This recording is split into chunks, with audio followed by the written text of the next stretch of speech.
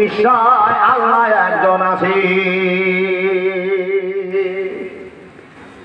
জি, আল্লাহকে দেখায় আপনাকে, না দেখালে নামবো না বাবা, আল্লাহকে দেখিয়ে ছাড়বো আপনাদেরকে। দেখবেন না? দেখবেন ইনশাআল্লাহ, দেখবেন তো? দেখেন এই বাবা, বন্ধু আমার শুনুন, রব্বুল আলামিন বলছেন, বান্দা আমি তো কোনো সস্তা আল্লাহ নয় যে তোমার মুড়ির ঠোঙ্গাতে থাকবো, আনন্দ বাজার পত্রিকায় থাকবো, আমি হাটে বাজার পত্রিকায় থাকবো। না না না, আমি এত আল্লাহ সস্তা নয়। আমি সৃষ্টি করে আল্লাহ এত সস্তা যদি ব্যবহার তোমাদের সামনে দেখিয়ে দিতাম, তোমরা রব বলে মানতে পারতে না। হে মানুষের দল, আমাকে দেখা সম্ভব হবে না, কিন্তু কিয়ামতের দিন তোমাদের সঙ্গে আমি আল্লাহ দেখা করব। দুনিয়াতে কারোর সঙ্গে আমার কোনোদিন দেখা হবে না। বন্ধু আমার মনোযোগ দিয়ে শুনে যান, আল্লাহ কি করে আমরা উপলব্ধি করব তুমি একজন আছো।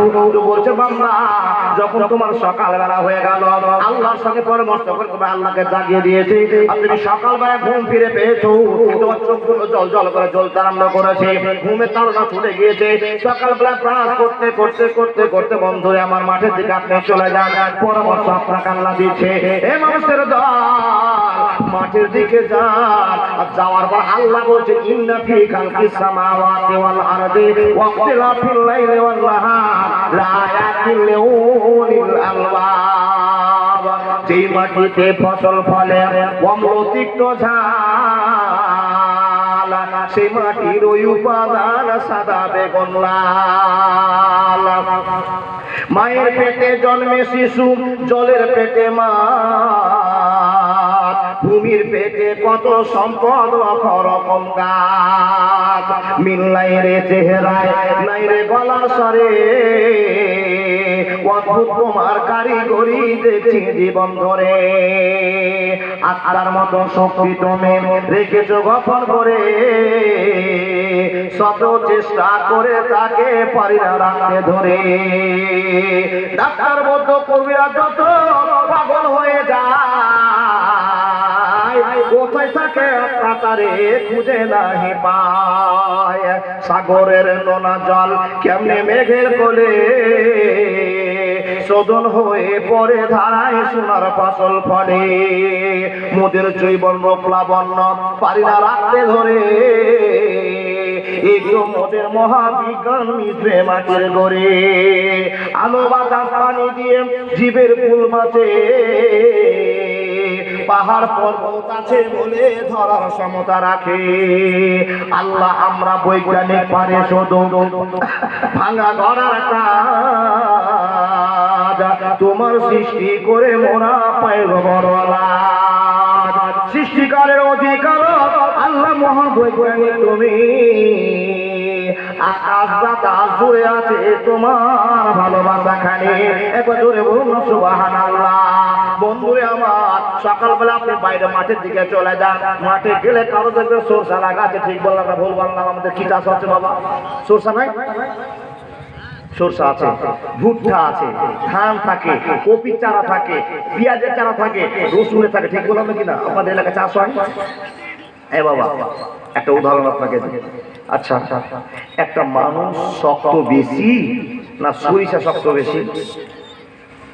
কি গো, বুঝেন না কথা? একটু হুন না বলো, সরষা শক্ত না মানুষ শক্ত?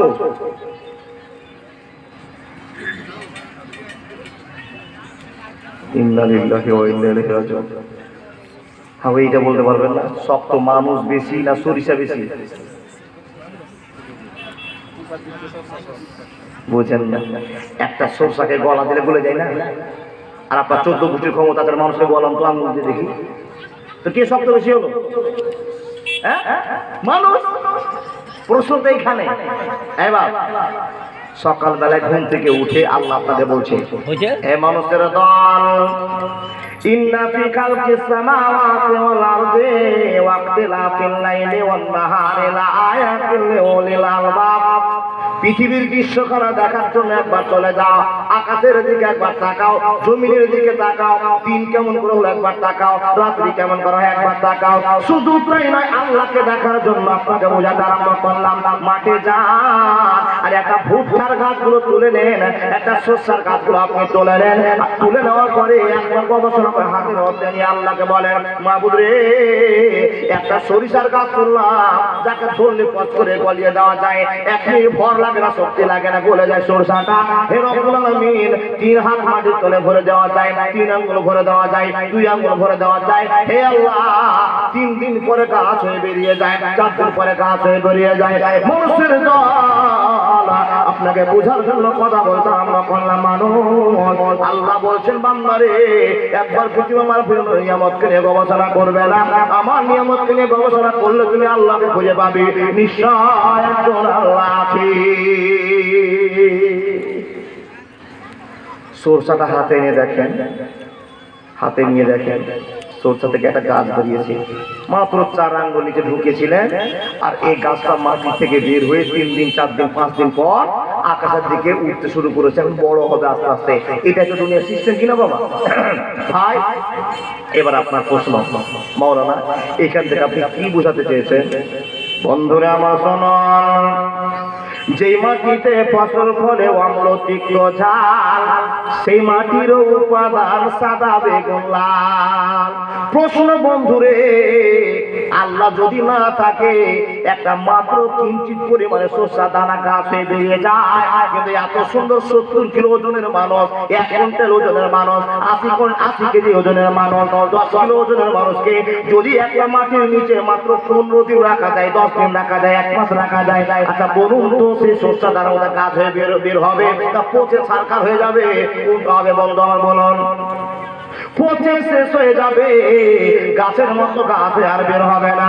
মানুষের এখানে প্রশ্ন আপনাকে করতে হয়, নিশ্চয় একজন আল্লাহ আছে, না হলে আল্লাহ এত শক্ত জিনিসটাকে কেমন করে মাটির ভিতরে পচনশীল করে দেয়, আর মাত্র একটা সরষা দানাকে আকাশের মনে বের করে দিতে পারে?